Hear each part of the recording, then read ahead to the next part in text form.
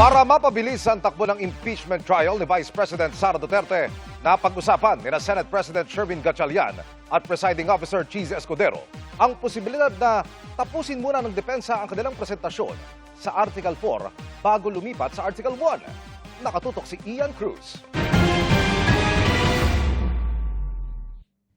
Natapos na ng prosekusyon ang presentasyon ng testigo at ebidensya para sa Article 4 o ang bantang pagpatay umano ni Vice President Sara Duterte sa Pangulo, unang ginang at dating House Speaker. Matapos ang State of the Nation address ng Pangulo sa Lunes, tututok na ang prosekusyon sa Article 1 o ang umano'y maling paggamit ng confidential funds ng bise. Ang napagkasunduan ng magkabilang panig, tatapusin ng prosekusyon ang presentasyon nila sa 4 na articles of impeachment, saka babalikan isa-isa ng depensa para sa kanilang argumento, testigo at ebidensya.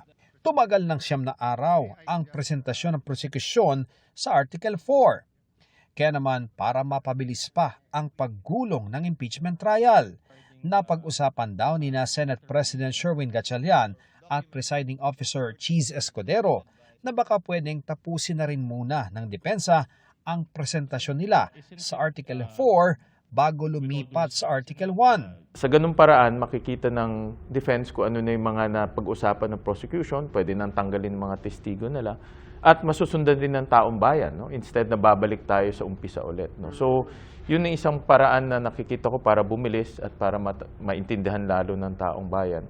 Sabi ni Gatchalian, nasa pasya pa rin ito ng prosekusyon at depensa. Pinag-uusapan yan ngayon ng dalawang panig. And hopefully next week magka-agree sila. Kung magkaka-agree sila, ganun ang process na gagawin natin.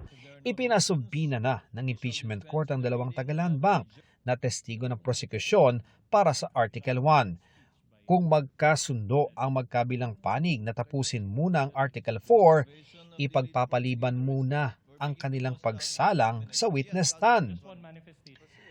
Ayon kay House Prosecution Panel spokesperson Attorney Benjamin Tolosa Jr., pinag-uusapan na raw ang pagbabago ng takbo ng impeachment trial at posibleng magkaroon sila ng desisyon dito sa susunod na linggo. Pareho naman yung gagawin namin na pagsisikapin naming mapabilis to, no, by eliminating yung mga witnesses na pagtingin namin hindi na kailangan umupo bilang testigo dahil na-cover na yung testimony nila na ibang witnesses, hindi na namin ipilit na iupo pa sila. No? So, either way, we will try to do that. But at the end of the day, again, we will respect the decision of the impeachment court on this matter at hintayin ho namin ang pagpapasya nila. Sinikap ng GMA News na makuha ang panig ng depensa sa pamamagitan ng spokesperson nilang si Attorney Michael Wesley Poa, pero ayon sa kanya, hindi muna sila magkokomento sa ngayon.